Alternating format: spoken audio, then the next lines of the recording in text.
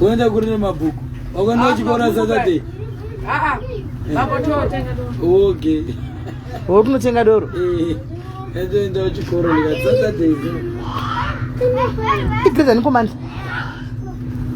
Manda grade? E5. Grade 5. Kuripita. Oh, kuripita. Form 1. Oh, ngadi ari grade 8. So kuripita. My history is a bit terrible. Guys. Right, guys, teganai tikuda kuti tionesane zvaza tinotaura kuti umwe tichibva kuZimbabwe tichiuya munomu takauya tichitsvaga greener pastures, but vamwe vedu takapinda zvakanaka, vamwe vedu vakadyiwa neshumba vasati vapinda muSA, vamwe vedu vari kudyiwa izvozvi. Tine vakawanda vanhukadzi vari kurepiwa handiti nekuda kuti one passport haisi kubuda kuZimbabwe, so you are forced kuti upinde nemumvura handiti kusangana nemagumaguma okurepa. Panapa we've got a story ndapa basa manje, we've got a story of a brother handika vanhu vakasangana nezvinhu. Why am I doing this live video, guys? I am doing this live video so that vari kumba vari mupower muone zviri kusangana. We know kuti majority yenyu muri mupower zvakanaka, hamusi kuziva zvinosangana nemajority yevanhu nevana vevhu nje ordinary people like us patinenge tinotsvaga magreener pastures. Toda kuti munzwe pada munganzwawo tsitsi. Animaona pada munganzwawo tsitsi kuti mune zviri kusangana nei. Pane vakadzi vakawanda right now, vamwe vakakomita suicide because vakarepwa, vamwe vakarepiwa vakaurayiwa handiti, vamwe vakatorerwa vana vakaurayiwa kumasango kumagumaguma uku. Kuneti kumagumaguma kwetika zvakawanda, not because munhu anenge achida, but because situation anenge asiya kumba, anenge achiti rega ndino chamuka inyama chauya rega ndinofira mutrial anditika rega ndinofira mutrial ndichiendawo kune vamwe ndinotsvaga basa kuti house girl kana kunoshandawo maprazi kuti ndirarame. Guys, saka ndo zvatiri panapa chekutaura chachiki. Guys, hatichachiki because isusu tachembera chino tikafa zvina basa, but vana vedu tine vana vatiri kuda kuti vaonewo Zimbabwe yakanaka. Moreover, tiri vana venyika. Pamusoro iyi vakuru venyika makatipa freedom of speech, ndo zvimwe zvezvinhu zviri kusangana nevana venyu kune dzimwe nyika. Toda kuti muzosangana nevidhio muchionawo, nokuti zvimwe kune vamwe mapublications mahombe hazvibuditswi, zvinoitwa censored, zvinoitwa hidden, zvinovigwa. Hati isusu tinomirira ivava vanhu vakazvidzika sesu kudai. Saka ndo patechiti munzwe nyaya idzi handika vana venyu what they are going through. Anzvadzi toda kuti mutange pakutanga muchipinda muSA kwamaibva rwendo rwenyu makafamba sei kuzosvika mati makatora 1 month musina chamakadya, ganda rikagunuka muri musango. Toda kuti mutange bva pakutanga, musasirire nokuti tiri pano kukumanyira hapana. Hapana. Hai ndizo chaizvo. Ndizo chaizvo. 2003 ndakanyora form 4 yangu zvakanaka. Ndikapedza ndikapasawo. Ndakanyora form 4, my wish was to go further educationally. Yes. Ndafana kuenda ku A level, university, whatever college. But ninya kuti vabereki vanga vasingasevenzi. Handina kukwanisa izvozvo. Ndichibva ipapo ndakaona kuti beta ndinotsvaga chingandibatsira nokuti ndabva zera. Takaenda kuchikoro takura kamhurida. Chindotsvagawo chekubatsirika, ndakaenda mudunhu rechiredzi. Ndisvika muchiredzi ndakatorana chokutanga. I even did my business. Ndakatotoitawo business ndakaita ndichimanufacture mamops, mabrooms, mafeather dusts ndichizvitengesera. And zvava nepundutso. Muri kuZimbabwe? Ndiri kuZimbabwe. Yes. That was 20 what? Akazvapa kuti munhu akanga andisponza pazvinhu izvozvo akaona kuti munhu uyu ndikamurega ari independent anogona kuenda kumberi, ndofanira kuti ndimubatirire andishandire. All right. Of which akapasa because 2006 zvakandiremera. Sponsorship nemarket yandaisupplya akaivharisa, ndobva ndasara ndiri pazero kusvika anditora ndishande musupermarket make. All right. Triangle. That is Loveld sugar production estate. Chirezi. Ndapinda mutriangle yamwe, that was 2006. Ndakashanda mutriangle 2006 and 2007. Panguva iyoyo ndo pakaitwa mari yeZimbabwe less than 3 zeros. Iye akamboitika yokuti yanga yakusadanika mari. Vakati ngatikate 3 zeros. Ndobva yadzoswa pazasi. Ndaihora mari yaita yo 4 million. Hey. Much above than a teacher. On that amount, I wasn't paying rent, no water, no electricity bills. Ndagara mimba yabasa. Asi pasalary yandayawana ndaiti ndikahora mari ndikatenga white house. Hapana chimwe chakwanisa kuita kutumira hama kana kudini zvatopera. Nenyaya yekuti mari yanga yafinally yapera. Mumashops mamasara matishu. Fortunately for my shop, nzabva kuno South Africa boss wangu waidi. Waiuta kuno. Ndikambodiwa vana vanhu vakawanda zvachose because vanhu vaiti tikadanana naye yokuti tinogona kupinda paraiti kana something.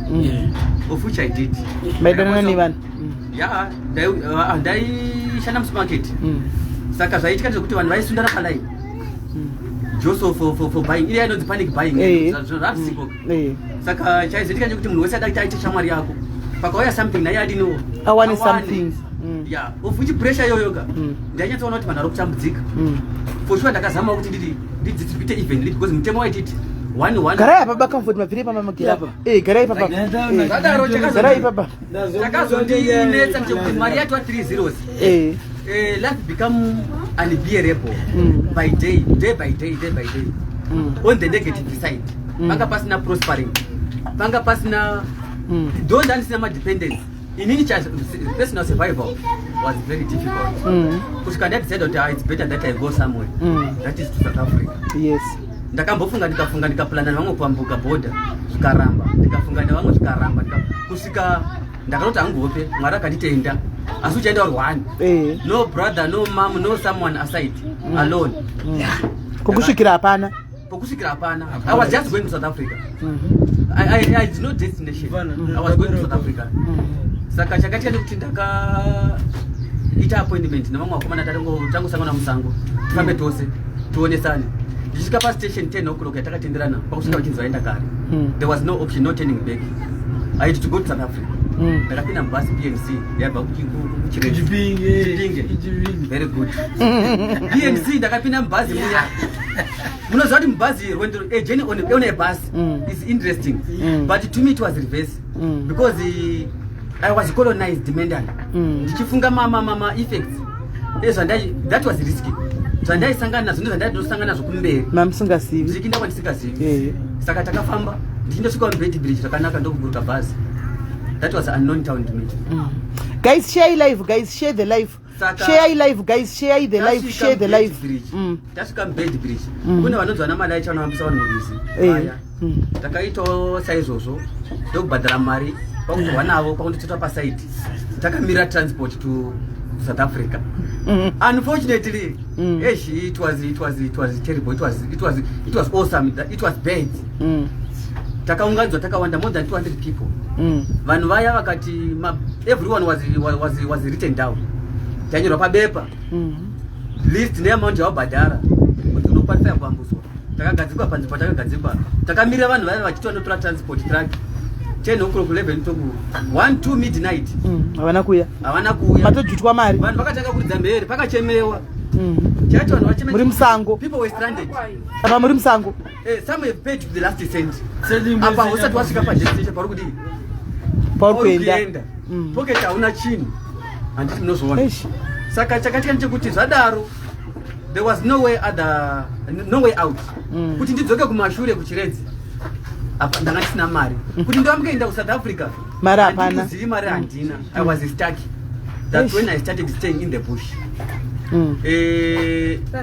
Nzara haiurai munhu kushava chikafa kuurai munhu tairarama nemvura pazuva ndaitenga gunya 1 regorosi ndodya. Luckily enough ndi munhu akagona mabasa emaoko ndaigona kugadzira mamofisi mapedha dasi zvinova zvakanamboziita kumashure zvakandibatsira. Ndakaenda mutaundi yebed bridge mukoma majambaya ndichindotsvaga mari icho yekuti ndiite basa ndiwane chokudya kwete mari kusakurira kuti ushandi gopwa chikafu ndakazviita izvozvo 2 days. 3rd day ndakadzidzoka ndichinda kuyaka ndagobva ndakatora imwe nzira kwakuona mune chikwenga masava mafibers aya ndakati mwari ariko because I knew it was money. Ndakatora chikwenga checheche ndichienda kumba kwakundochipara kwakugadzira nzi mafiber dusters. Unfortunately I don't have an example to show you. Ndakatengesa mbridge muya ndatengesa zvakatengwa like fresh cakes. The following day I did more. Ndakatengesa futi ndo muso ndakatanga kuti ndatenga plate yesadza after 1 month. In fact, it started from the 7th of December up until 26. Musi weChristmas year 2007 December. Ndakawana well wisher good Samaritan mai vakandipa cup of tea and 2 piece slices of bread. That was good to me and that was perfect.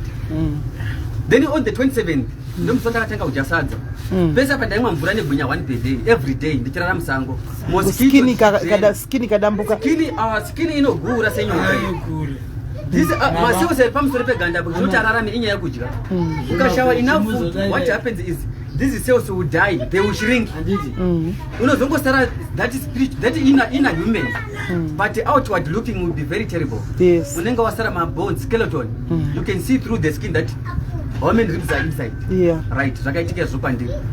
Mushure mechinguva ndakandoodha midzanga masigarettes ndichitotengesa ndiri bridge makutogara bridge remember ndo pandakatengesa masigarettes 2 3 4 5 times pakutenga changing trouser shangu ndo handizisina on the 3rd of January 2008 that's when I had a dream that the following day I was supposed to cross to the other side but unknowing that it was another hurdle yokuenda ikoko for sure ndikaenda ikoko nevakomana ndasingaziva tasenga nawo murodzi okay vanga vajipotwa vakati havasikinda kuvari kudzokera futi tikati batani takabatana navo pakenda tindosvika muna Limpopo river rwanga rwakazara mvura.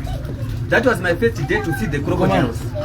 Dzanga dziri aiva ndasinga dzizivingoenda inini ndakadziona imwe dzakashandira mushana ndichisvika paitira parwizi topinda here vakomana vachita sei tichiri confused kudai pakauya masoja matatu ndobva vatitora taiva 3 muri kuenda ku South Africa munokuziva here tikati ndinokuziva mukomana yakadavira aiziva nzira okay munoziva kuti ndari kufa mumvura tikati ndinoziziva what happened is that vakaita ambush because group rakaenda before us vose vakaenda nemvura vakafa saka vakanzi ndaya mundotasa kuti vanhu varikufira papi munopaona saka tisvika pamapolisi masoja akatitora vaenda kukendu kwavo tindosvika paita kagadzikwa pasi ndokutanga kubvunzwa tikati tokupai mari zikanzi kwete tiri pabasa hatitambiri mari iza muri kuita ziri kunze kwemutemo tichiri ipapo pakasvika mukomana 1 aitora mashure kuti anga asingazivo nzira according to him akuexplain anga asingazivi nzira aitongocherawo vanhu because uko munongosangana kuna hama mukomana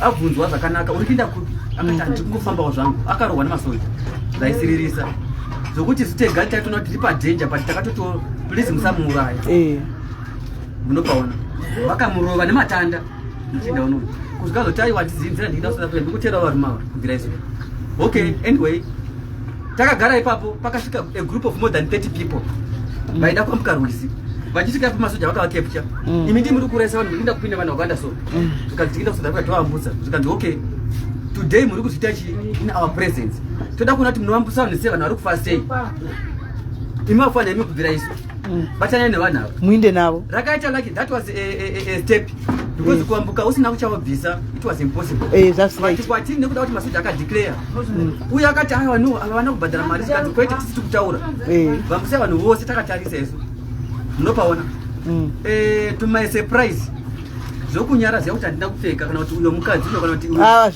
hazvishandi pakuti munotokurira hembe muchipinda kuti munhu wese isai hembe tikati nemhaka yei zvikanzi kwete kana munhu akapinda mvura nhumbi dzikanyorwa ndo dzinoremera munhu dzinokonzera drowning ipapapo panga pane vakadzi vakawanda nevarume vakasangana tese takabvisa nhumbi sani mapenzi zviya kuti utasoto yemukadzi uyo kuti ropa ringafamba hauzvioni hazvitoiti unenge watofunga upenyu hwako kuti ndobuda here apa kuti handibudi kuti pfungwa ishande zviri positive kazhinji kunge une comfort mupfungwa dzako mental stability saka tichipinda mvura muya takabatana maoko kwakuita livevakadzi takabatana inzi munhu mupfupi mvura ndasvika mumuromo ndikati varume tinobuda here kumhiri kandi musatya tinobuda because mukaona makarwa ari mujecha kudai atoguta hapana poindi yekuti akapinda kumvura akabata vanhu saka katipinde mvura anenge atoguta vanhu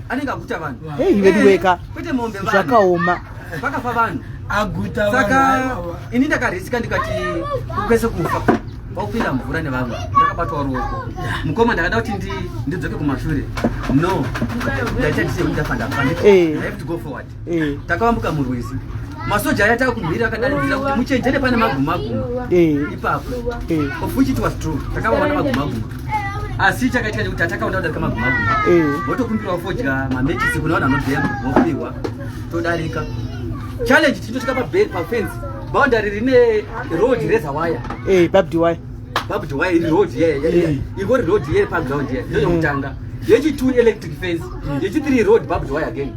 Saka vakomana vaiziva nzira pane pakachekwa fence pakachimbizi anoziva erosion ichiitika pane ikiretika kaspace that erosion ispace inogona kupinda munhu ndopatakapinda napo tichipinda ipopo pasi papo tinopinda kuSSite masoja kuda that was lunch time vaienda kulunch mumesina muya we had to run back because taigona kubatwa tikatipota saka patime manya ndakatokuvara izvo ndine vanga site visit ndine vanga nditori naro rokuti handiri kanganwi rakakuvara kusvika pa ndakaona nyama yelo but ropa rina kubuda ndasina ropa that's the meaning but the ropa ndakakuvara kuti ndaona tipari apa but ropa rina kubuda takaita 3 attempts the 4th attempt ndo patakavambuka SSite tanga takawanda ka that was a group then this helicopter started hovering baba zvikanzi everyone take cover that was a war we take cover it was a time of raining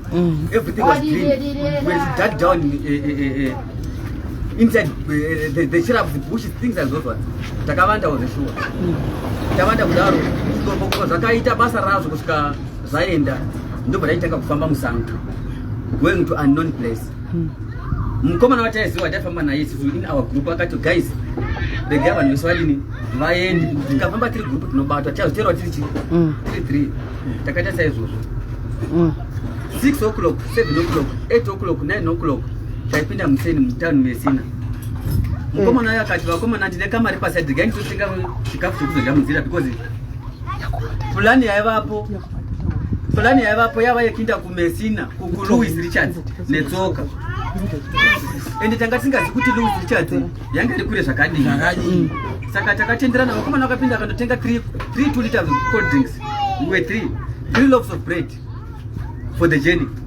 zvakaitika izvo good saka chakanetsa tichidarika town yemesina to me it was lucky because munhu aifamba kumashure kwangu taifamba 1 mukafamba muri more than 2 mapurisa aitoziva kuti magamba magirigamba saka maifamba 1 kuti mwapo muchitozivana kuti same group right saka chakaitika ndekuti to my surprise vheni yakauya kumira kumberi kwangu kwakubata munhu ari kumberi kwangu kwakundidarika unomira kumashure kwakutora munhu ari kumashure leaving me alone that's when I knew that I was going to succeed that was a sign of achievement because ndanga singaitiki kuti nemapfekera ndakaita hata yangu yaimakisa kuti I'm not a local citizen takafamba nechingwa chedu takutodarika mesina kupinda musango pakadarika mota yadbot ikanomira kumberi kwedu mota ye makajamba vanhu 4 5 6 vachipinda musango muchinda akaona akati vakomana masoja tikati kweta zvigoneki masoja panapa zvikanzongu ndokutaurirai zvari masoja kudai ngatitize haafuri munhu nekuti takatiza zveshuwa tichipinda musango patakandosvika kundohwanda masoja aitera patiwisa bundo kachifamba kudai we easily traceable niya kuti taifamba tiwisa bundo ani munopaona patindogara kudai masoja asvika tasimuka tamhanya tichindomhanya second hiding place vasvika futi mukomana wene chikafu akabatirwa ipapo ndo aiziva nzira asi ataja akapo no way to surrender we are going to South Africa vakatanga kutresa sitasara chitu wanabatwa saka takahwanda musango ravapo akadarika padhuze pana ndakarara ndakatora kapa ndakada kusumudza maoko kusarenda so not knowing kuti hana kundiona that was fortunate now hana kundiona ndakada kuti hey sarenda nditore muti dzose akadarika achidzoka hana kundiona mufana ndandinaye akati shamarika toita sei aibva kwarusape mufana ndaibva kumasvingo toita sei mumasvingo aitodana kuti masvingo todikona nekumasvingo unopaona ndikati shamarika this is South Africa uyo abatoika tofana kutsvaga basa mangwana uchiidza mapurazi wherever we can go zvakaita saizvozvo takatanga kufamba mapurisa yavadzoka tiri musango tingotera railway line that was 9 10 11 12 1 2 half past 2 that was nearly 7 hours of walking tichifamba musango handiti kusvika takudza mubvadza yaukura tikati apa tine location ngatirara pano vakurara musango ndo pandakarasira masokisi neshangu dzangu dzisingachaiti dzadzatosaka dzadambuka dzaputika remember ndina chendika kutosiya shangu andaita right I was now barefooted very good tichibva ipapo following day kuchiedza totofamba tichingoenda patangoona purazi totsvaga basa. Takafamba ndokusangana vanhu vaenda kubasa, tindotsvagawo basa. Mune mapepa here? Hatina mapepa, zvikanzi handi kune chikoro chiri kuvakwa, you gonna be lucky. Takaenda paya tosvika zvikanzi panodiwa mapepa to our failure now. Ndobva tati aiwa tina advantage, tatombotsvaga basa handi kumberi. Takafamba tikaenda kumberi, tikatenga chingwa chedu kuti along the way hatina destination, otherwise mundira togona kuzodzara tikadya. Remember hatina kudya for the past 2 days. Tangoona mvura mbijana. Chakazoda kuti tiure kushaya mvura manje because it's January. Waingo kuna kuti apane mvura ndosvika apana. Apane mvura ndosvika apana mvura. Taijasma mapfura zviya marula. Very small ones, green ones for the sake of road. Kunyoresa pa road munakwanisa kuti kurarama. Ofuchi zvakaitika. Right, takazofamba kubva makuseni 8 9 10 kusvika kuma past 5 zara kunyura. Following day tichifamba unofamba kusvika vaunza kuti tsoka dzichaiti. Ndakati mukomana ndaenda naye musadya chikafu, sadya chingwa ana tisina mvura because zvinouraya. Ukadya chingwa usina mvura unofa. Munopanzwa? Takazoita izvo. Takasangana nemunhu aifudza mombe nembudzi. Shamwari tinotsvagawo basa. Zvikanzi mutora mudhara basa ririko. Tasvika paya pana mudhara uya. Paiva nemombe shoma nembudzi dziri kuma 1000 something. Taifudza mbudzi idzodzo tichivhura mbudzi na 7 o'clock kutovhara na 10. But nyanga spenda zuva rose achishanda haasviki ipapo nekuneta. Tairwadziwa vedu we. Uchiti kana wokurara kuti totoafa. Takasvika ipapo tidzadza sadza nespinach isina mafuta. Ndikaita 7 days ndisingadi kutoilet. 7 days ndichingodya chete ndisingadi kutoilet. Pandakazanga ite kutoilet ndakadzwa miri wangu ndichingoti pese after every meal ndaivata. Takudzokera pamatangira papa. Right, ndakaita 7 days ndichidya ndisingadi kutoilet. Ndichidya sadza nespinach isina mafuta nditi. Musi wandakatsamwa kuti ndava munhu ndichimwa mvura ichipinda mumwiri. Ndakabva ndarecover. Nyama yangu ikadzoka panzi 7. We are back now. Right, ndachiti ndakadya sadza 7 days ndisingadi kutoilet. Pandakazanga kuenda kutoilet ndokudza kuti ndararama. I mean human being.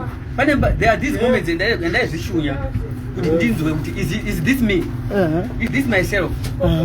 Don't know kuti even that feeling you can hear it from it's like you're from the next room feeling something and it's raining ati munopona.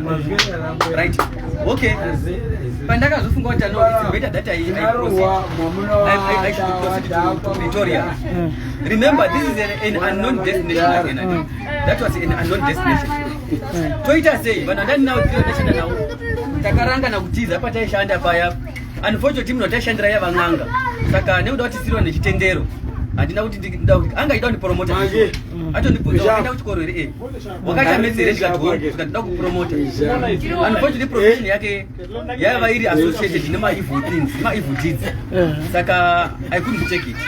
Ndakati no, zindiyane ndife ndiri murombo pana kuti nditore upfumi hwenzira iyi ndinotambudza hama. Takaenda takatiza.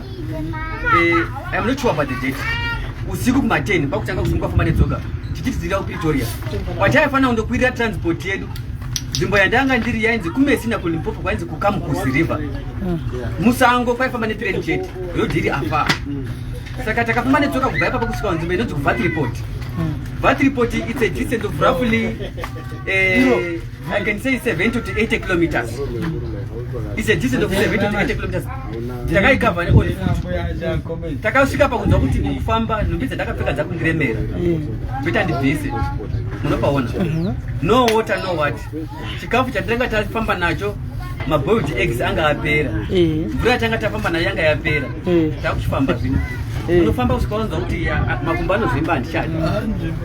But turning back it's impossible. Ndaitsvaga mapurisa kuti tikasanga nevheni vatidzose kumba but to no avail. Hauvaoni kana vachivada.